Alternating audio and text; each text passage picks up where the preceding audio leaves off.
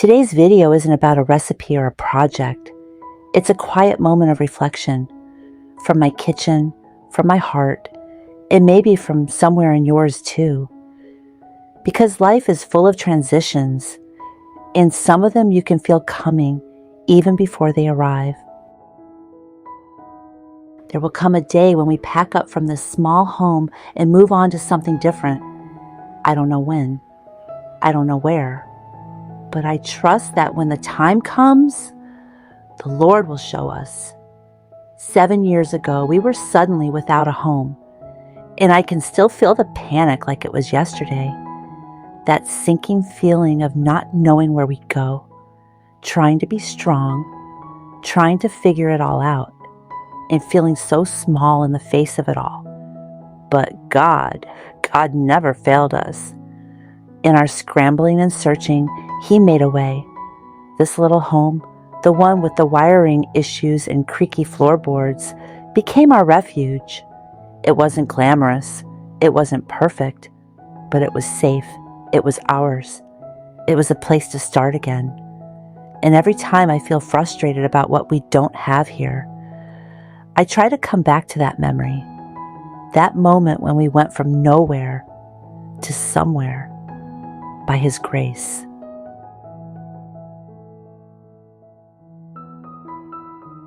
I think about the future a lot, where we'll go next, if we'll stay in Michigan or end up in a brand new place. I wonder what it will look like, what it will feel like, and how we'll even get there. But then I remember what God says, "Therefore do not worry about tomorrow, for tomorrow will worry about itself. Each day has enough trouble of its own." Matthew 6:34. That verse humbles me every time because I do worry. Even when I know better, I sit and stew over what we don't have. I replay my fears like a movie in my mind. And sometimes I forget to pause and look at what we do have right in front of me, right now. Another scripture I love is Luke 12:24. Consider the ravens. They do not sow or reap. They have no storeroom or barn, yet God feeds them. And how much more valuable you are than birds. That one hits deep. Because when I'm staring at a tight budget, or a crumbling pipe, or wondering how we'll make something stretch, I think of those birds. So carefree, so provided for. And if God takes care of them, He'll take care of me, of us.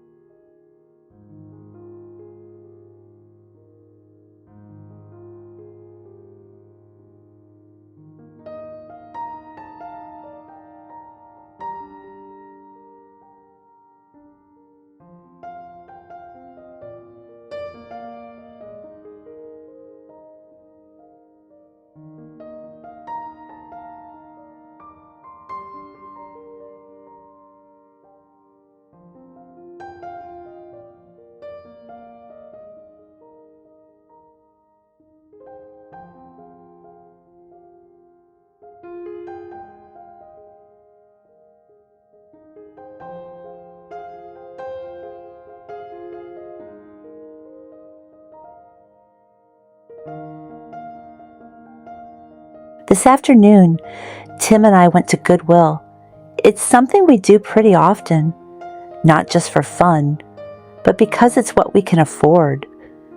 I was looking for some casual tops for summer, and as we were walking through the store, I turned to Tim and said, I wish I could just go into Old Navy or even Walmart and grab what I need. No second guessing, no adding things up in my head. But the moment the words left my mouth, I wanted to snatch them right back. My face got hot, my stomach dropped, because I knew better, and I felt ashamed. Not because of where we were, but because I let a little seed of discontent take root. I forgot to see what a gift it was, to even have that small amount of money to spend today, to have a car to get here, to have someone to shop with, to have clothes at all.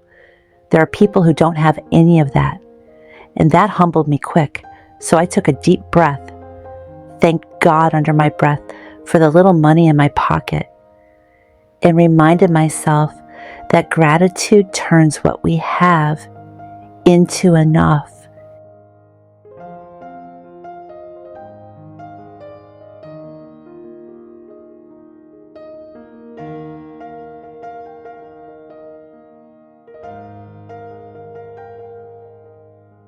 This small, imperfect home has taught me so much. How to stretch a dollar, how to find joy in simplicity, how to be content when everything around me says I shouldn't be. I've learned that contentment doesn't come when you finally have it all. It comes when you can look around at your mismatched curtains and thrifted furniture and say, this is home and this is enough, because God is here too. I don't know what's next for us. Maybe one day we'll live in a home that doesn't worry us every time a storm rolls in. A home with safe wiring, solid windows, and plumbing that doesn't make us hold our breath. It's not about wanting something bigger. It's about hoping for something safer. Something that brings a little more peace of mind at night. And Lord willing, one day we'll get there. But even if that day never comes, even if we stay right here until our hair turns gray, I will always, always be grateful for this home. This home that caught us when we were falling. This home that held us when we had nothing else. This home where healing happened.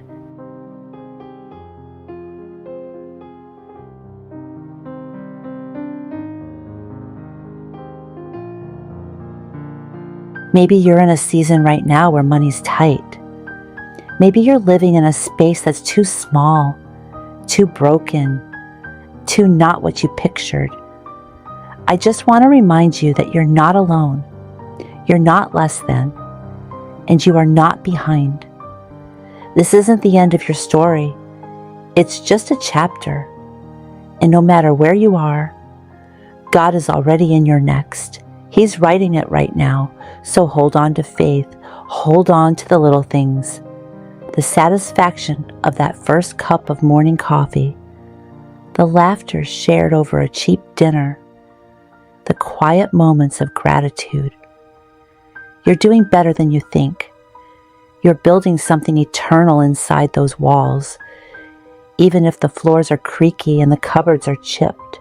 And remember, you may not see the way forward yet, but God does. A home is made in the little things, the soft, ordinary, almost invisible things that surround you and hold you without making a sound.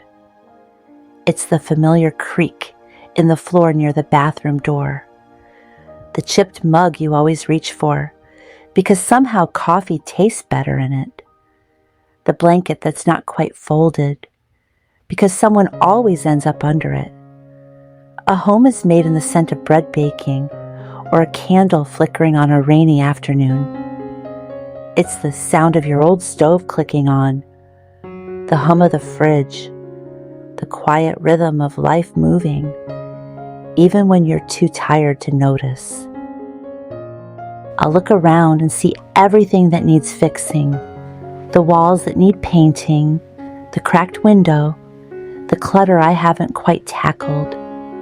And that little voice inside whispers, if you just had more money, more time, more something. But then I take a deep breath and remind myself, this is already home, right here, right now. Not because it's perfect, but because it's filled with real life. Home is where your people are, even if it's just you and your thoughts, even if it's just you and your cats, even if the people you love aren't in the house, but their presence lingers in every corner. It's in the photos on the wall, the recipes passed down, the memories made and replayed like old films in your mind. Home is where you hear yourself think. It's where you cry without hiding, where you sit in silence when the world feels too loud. It's where you take off the mask and let your soul breathe. A home is made in moments when you pull a warm pie from the oven and someone says, "That smells like my childhood." Moments when the power goes out and you gather around candlelight, laughing and wrapped in blankets. Moments when someone walks through your front door, exhales deeply and says, "It's good to be here." Those are the moments that build walls stronger than drywall. And home isn't just where we are, it's how we are. It's the posture we take toward our lives. It's choosing peace over perfection, gratitude over comparison, love over hurry. Home is found in those sacred pauses. When you sit with your tea, breathe in the quiet, and know you don't need to be anywhere else but here. So today, if your home feels too small, too cluttered, too far from where you wish it was, let this be a gentle reminder. You don't need to have everything just right to have something beautiful. The love in your hands as you fold laundry, the warmth in your voice as you greet your loved ones, the patience in your heart when everything's a mess. That's what makes a home, not the square footage, not the fancy furniture, but the spirit you bring into the space. And if you're building a home in hard circumstances, tight budget, tiny space, or a season of grief, know this: you are doing a beautiful job. What you do matters. One day someone will remember the way your house felt, not what it looked like. They'll remember the soup you made when they were sick, the way you let them cry without needing to fix it, the smell of cookies in the oven, the welcome in your voice. That's what lasts. So be proud of your home, even if it's not where you want to be forever, even if it's a little too loud or a little too worn, because it's yours, and there's love in the corners, and comfort in the ordinary, and blessing in every square foot. That's what makes a house a home. So whether you're shopping secondhand like I was the other day at Goodwill, or folding the same towels in the same tiny kitchen you've stood in 1,000 times, just know it's enough. You are enough. Gratitude has this beautiful way of shifting our focus from what's missing to what's already been given. We don't need shiny new things to build a beautiful life. We just need eyes to see the blessing in what we already have. Thank you for spending this time with me today. If this message encouraged you, I'd love to hear about it in the comments. Let me know what little thing you're grateful for today, even if it's just a warm mug, a quiet morning, or a good laugh with someone you love. Until next time, keep creating home in your own way with what you already have, and trust that it's more than enough. See you next time.